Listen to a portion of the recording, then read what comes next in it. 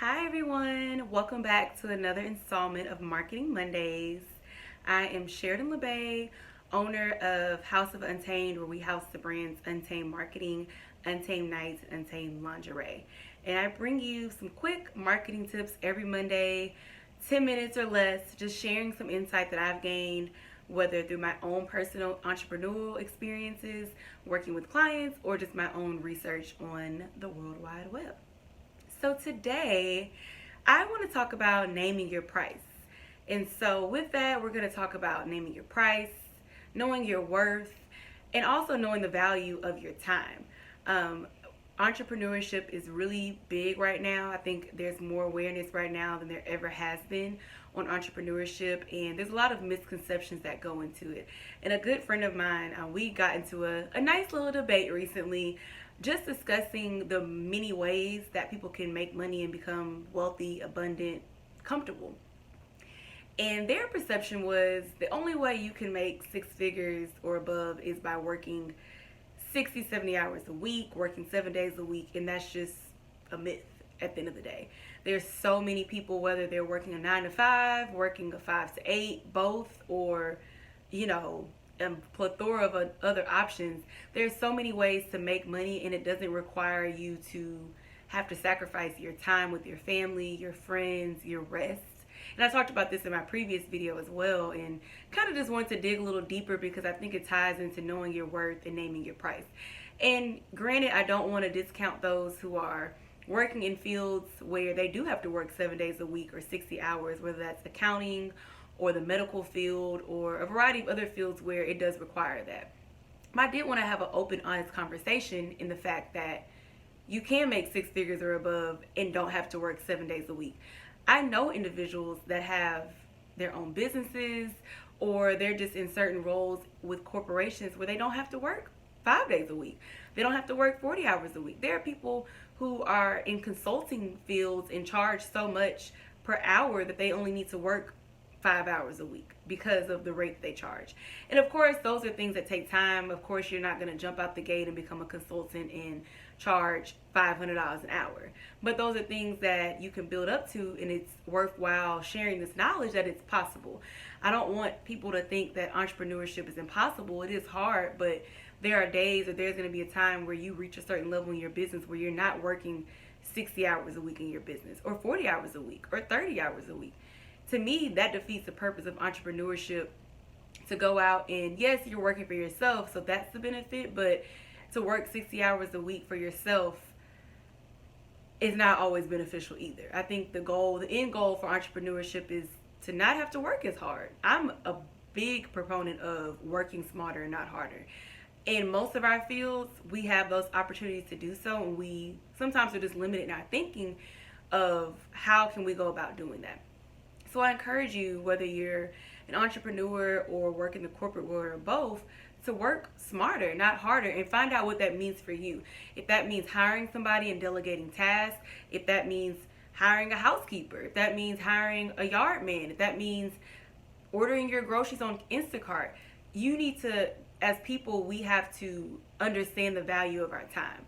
I follow a lot of entrepreneurs on Twitter, and a while back, one entrepreneur mentioned how, a lot of entrepreneurs or people in general want to save money. And you're saving money because you don't want to hire somebody, you want to pay somebody else. But with that, you may be cutting into your profits versus, hey, I'm working for myself 50 hours a week and I'm only making 60K, and I might hire somebody that might cost me $1,000 a month, but having that extra person takes time off of my plate, and then it also helps me increase my revenue. So those are things just to look at. What's your time? What are you spending your time on? Where's your time going?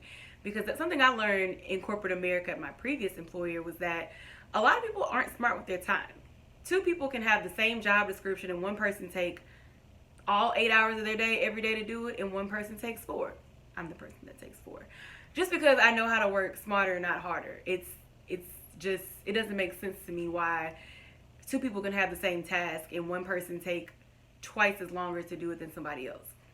So perfect your craft, whatever industry you're in, and learn how to manage your time. I think that's a big thing that a lot of us could learn from, is managing our time. It doesn't require us to work 8-hour days, 7 days a week to live an abundant lifestyle that we want to live. Another thing is just knowing your worth, knowing what's worth your time. A lot of us, myself included, have been in situations past or present where we've overextended ourselves and we have our hands in so many pots that we're not, one, taking care of ourselves and practicing self-care, and two, we're devaluing or we're not putting as much emphasis on our time.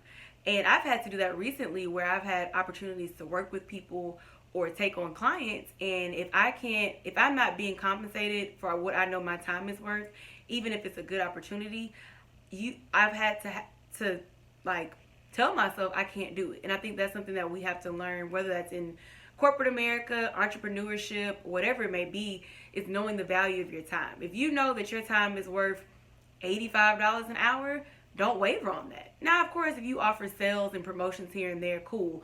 But not just at the expense of, oh, it's a good opportunity to work with this person, let me just only charge them half of what I'm worth. No, because if that person was in a position to pay you, they could. And my thing is, why work for somebody who can't afford to pay you what you're worth? Drops mic. Silence. Seriously though, I think that's something that a lot of us have to get over, is feeling bad for missing opportunities, feeling bad for saying no to something that goes against our values or what we know we're worth. And until we get to that point, we're going to be burnt out. We're going to resent clients. We're going to be frustrated with our clients. We're going to be frustrated doing work that we know that we're not being compensated to do. So that's the second thing, knowing your worth, charging your worth, and not wavering on that for the sake of a good opportunity. Those are the main two things I just want to talk about today, is just knowing your worth and sticking to it. And really also with that, knowing your worth and researching. If you have no idea what somebody pays a social media manager to get, Google industry. If you are a DJ and you don't know how much people are charging for that, Google. Ask people. Kind of get a feel for what people with your experience and your value are offering, because a lot of times some people are overcharging and some people are undercharging. And I feel like most people undercharge because they just don't know, or they don't want to pass up an opportunity. And you're selling yourself short and you're selling your potential clients short by not charging what you're worth. And with that as well, you're going to attract different clientele and different job offers and different prospects by what you're putting out. If I'm only selling websites for $100, I'm going to attract a certain clientele who I might not even work with, because they're not going to value what I'm bringing for $100. If I charge $5,000 for a website, they're going to have different expectations and be more on top of things than somebody that is paying $100. It's the same thing with fashion and the clothing industry. So I encourage everyone to really, one, know your worth, do your research, know the value of your time, and practice time management and working smarter, not harder. Whether that's hiring people to help out around your house so that if you do have to work 60 hours a week, you're having free time when you come home, and you're not bogged down by meal prepping, cleaning your house, mowing your lawn, doing your laundry. Those are things to consider that also cut into our time, that if you can't afford those things, those open up time for you to do other things. In your business life and entrepreneurial life, only accepting salaries that you know that you're worth. Don't take a lower salary for the assumption or maybe the false hope of the potential of what it could be. Go off of what you know, not the potential. And I think that would save all of us a lot of time, not even just in business, but personal relationships. And then also knowing the value of your time and setting that value, setting your price, and not wavering on it and not apologizing for it. So definitely wanted to share that hot topic with you. I've seen that a lot in the conversations I've had with my friends, debates I've had with my friends over what it takes to make 6 figures plus, what it takes to live the lifestyle that we want to live. And a lot of that revolves around setting boundaries, knowing your worth, and sticking to it. So thank you for tuning in to this week's Marketing Monday. Again, my name is Sheridan LeBay. I'm the owner and creative director of Untamed Marketing, where we offer a variety of services for small businesses and brands. You can find out more information at untamedmarketing.co, houseofuntamed.co. You can email me if you have any questions or want to set up a consultation at hello@houseofuntamed.co. Until next time, stay ready so you don't have to get ready. Bye.